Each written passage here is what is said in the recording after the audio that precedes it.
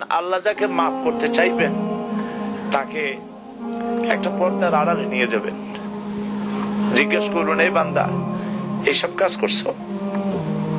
এখন আল্লাহ জিজ্ঞেস করতেছেন, সে তো ভয়তে অস্থির হয়ে যাবে, কেন্দ্রে পাগল হয়ে যাবে, আল্লাহ করিবেন আমার মাফ করে দাও। আল্লাহ পাক তার জবানে সমস্ত পাপের কথা শুনে সে যখন অনুতপ্ত হয়ে কাঁদতে থাকবে, আল্লাহ বলবেন, যা মাফ করে দিলাম, জান্নাতে চলে যা। এইটা হচ্ছে হিসাব ইয়াসির। আল্লাহুম্মা হাসিবনি হিসাবান ইয়াসিরা। কাবা শরীফ মানুষ যখন তাওয়াফ করে, এই তাওয়াফের ষষ্ঠ তাওয়াফে একটা দোয়া আছে। এই দোয়া আমি যখনই পড়ি আমি চোখের পানি রাখতে পারি না। ষষ্ঠ চক্কর একটি দোয়া আছে। দোয়াটা হচ্ছে, আল্লাহুম্মা ইন্না আলাইয়া হুকুকান কাসীরান ফীমা বাইনি ওয়া বাইনাক। আয় আমার রব, তোমার সাথে আর আমার সাথে অনেক দেনা পাওনা আছে, আর তোমার বান্দাদের সাথেও আমার অনেক দেনা পাওনা আছে।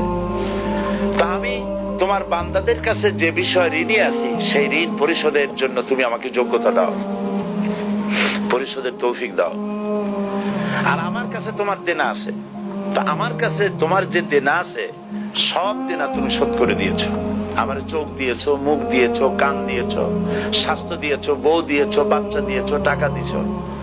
আমার কাছে সৃষ্টি করে তোমার যা দেনা ছিল তুমি সব তো শোধ করে দিয়েছো, কিন্তু তোমার দেনা তো আমি কিছুই শোধ করতে পারিনি।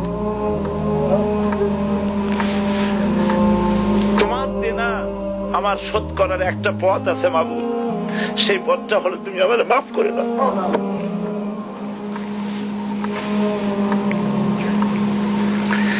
এইটা ছাড়া আমার কাছে কোনো পথ নাই মাবুদ।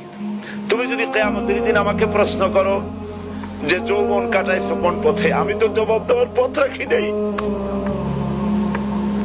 আমি তো আমার যৌবনকে নষ্ট করে ফেলেছি। তুমি যদি প্রশ্ন করো টাকা পয়সা কামাই করেছো কোন পথে, আমি তার জবাব দেওয়ার পথ রাখি নাই। যদি প্রশ্ন করো কোন পথে খরচ করেছো, আমি সেটারও পথ রাখি নাই, নষ্ট করে ফেলেছি। তুমি আমাকে ক্ষমা করে দাও। সেই জন্য আল্লাহর কাছে দোয়া করতে হবে, রব্বানা আতিনা ফিদ দুনিয়া হাসানাতান ওয়া ফিল আখিরাতি হাসানা ওয়া কিনা আযাবান নার ওয়া আদখিলনাল জান্নাতা মাআল আবরার ওয়া আদখিলনাল জান্নাতা বিগাইরি হিসাব। আল্লাহ, তোমার নেককার বান্দাদের সাথে আমাকে জান্নাত দিও, আর তুমি দয়া করে কিয়ামতে আমার কোনো হিসাব নিও না।